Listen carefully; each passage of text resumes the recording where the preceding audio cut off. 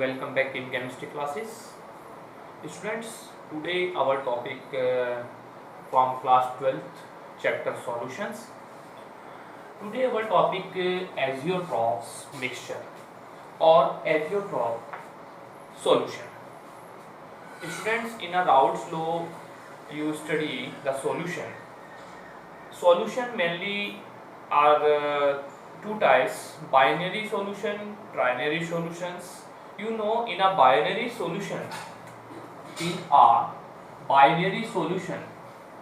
a binary solution,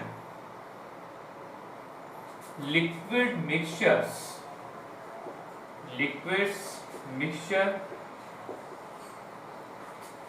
which have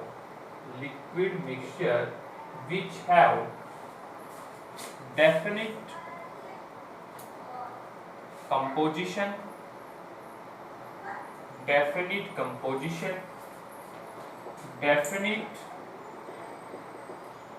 boiling point, and which are distilled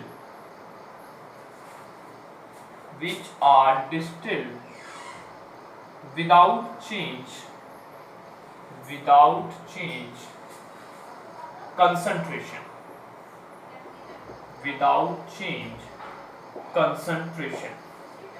are called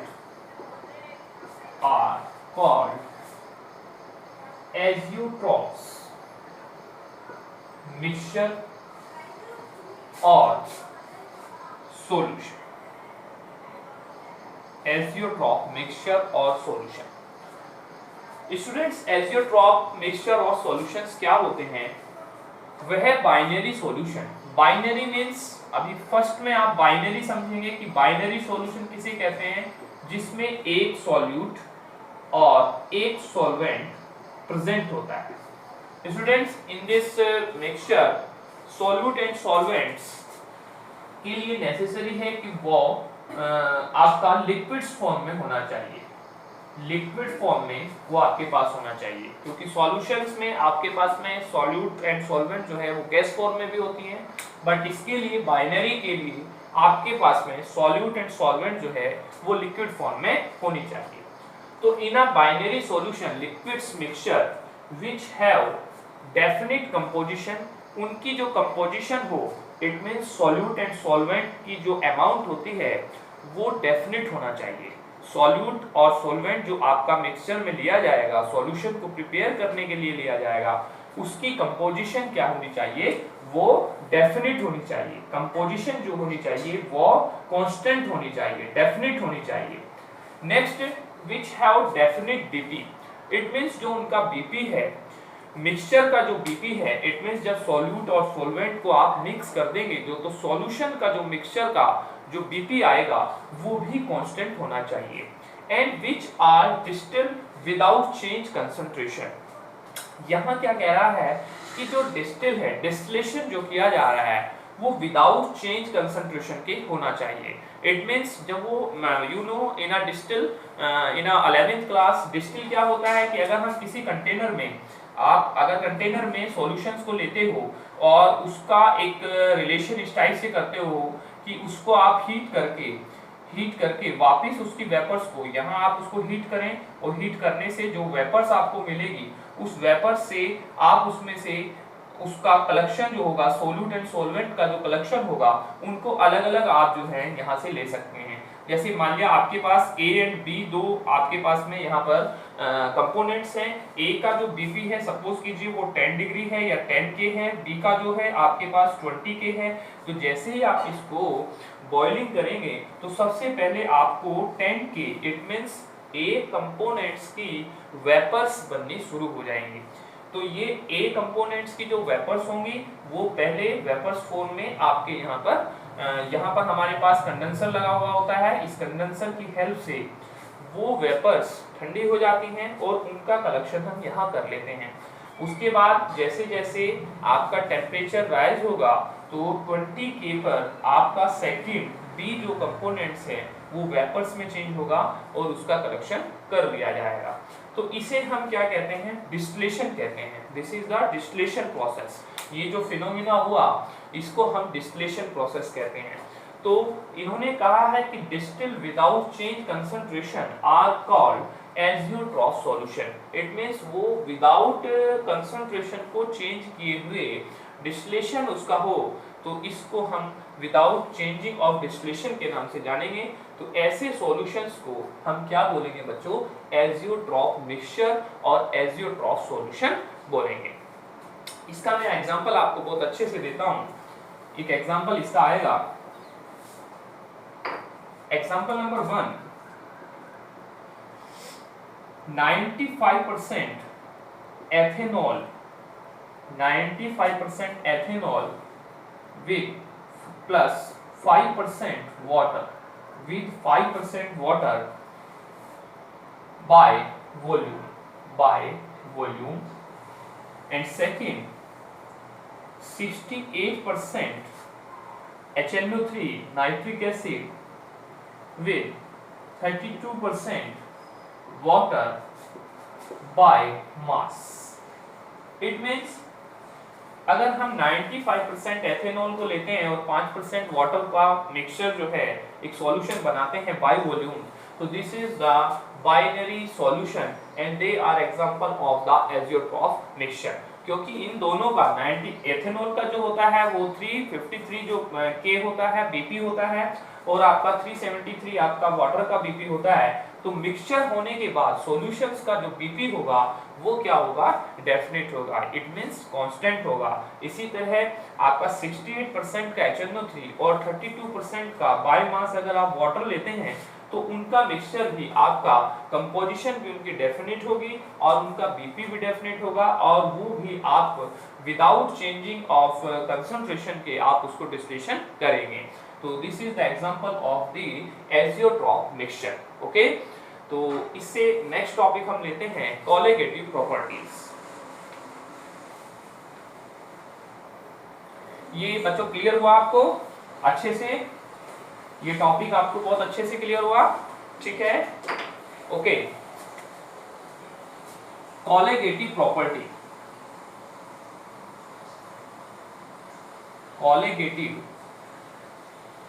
properties हमारा next topic बच्चों। Solutions में colligative properties आता है। What is colligative properties? सबसे पहले हम जानते हैं कि कोलिगेटिव प्रॉपर्टीज होता क्या है। कोलिगेटिव प्रॉपर्टीज विच प्रॉपर्टी या in which property the property depend only the amount of a solute particles. ऐसी सभी प्रॉपर्टी जिसमें आपका सॉल्यूट पार्टिकल्स का अमाउंट उस प्रॉपर्टी को इफेक्टेड करता हो, या वो प्रॉपर्टी जो सॉल्यूट के पार्टिकल्स पर या नंबर ऑफ मॉलिक्यूल्स पर डिपेंड करती हैं, कोलिगेटिव प्रॉपर्टीज कहलाती हैं। तो which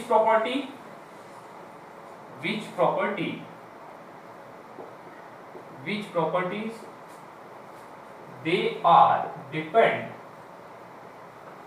only number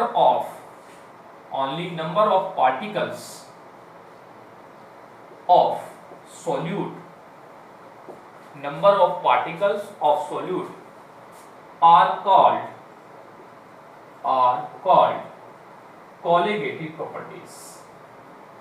Colligative properties ऐसी सभी प्रॉपर्टी जो number of particles of solutes, it means आप इसको मोल्स भी बोल सकते हैं, मोल्स पर डिपेंड करती हैं, they are also known as the colligative property. ये प्रॉपर्टी 4 टाइप्स की आपके पास है। नंबर 1 आता है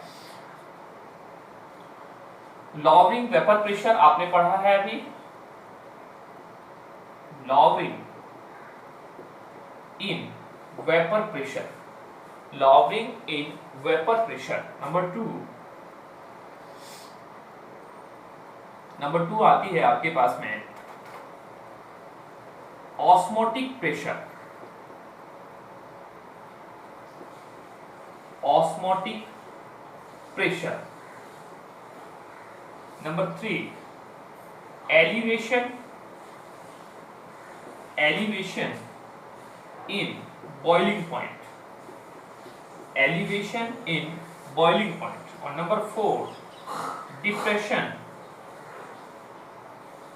in freezing point or melting point, freezing point और melting point. तो एक एक की स्टडी हम करेंगे. lowering in vapor pressure, osmotic pressure and elevation in boiling point and the depression in the freezing point or a melting point. तो first of all you study lowering in vapor pressure.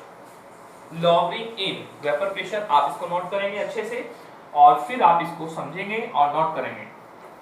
First आता है बेटा lowering in vapor pressure. You know in a last topic Raoult's law, lowering in vapor pressure. What is the lowering in vapor pressure? You know P naught A minus PS divided by P naught A is equal to XB. Where P naught A minus PS divided by P naught A is also known as the lowering in vapor pressure. Lowering in vapor pressure. Vapor pressure.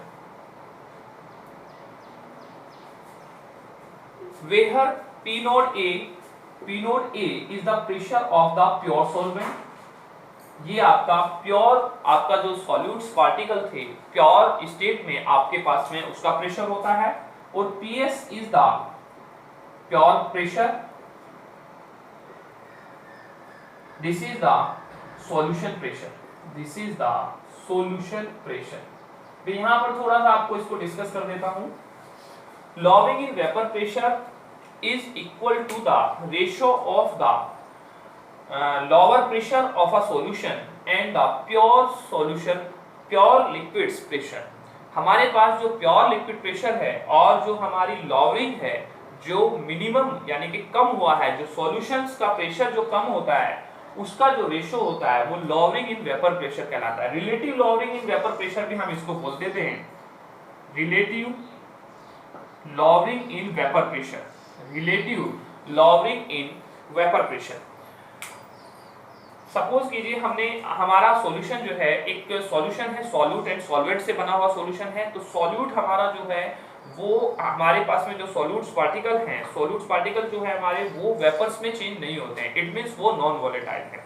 तो when a non volatile solute dissolve in a solvent then the pressure is decrease. तो उस समय हमारा pressure जो होता है वो decrease हो जाता है. ये राउल्ट्स लॉ में हमने बहुत अच्छे से स्टडी किया है कि जब हम किसी नॉन वोलेटाइल सॉल्यूट्स को प्योर लिक्विड्स में डिसॉल्व करते हैं तो टोटल जो सॉल्यूशन का प्रेशर होता है वो प्रेशर जो होता है वो डिक्रीज हो जाता है, जिसे हम लॉवरिंग वेपर प्रेशर के नाम से जानते हैं. It means P note A minus PS उसको हम बोलते हैं.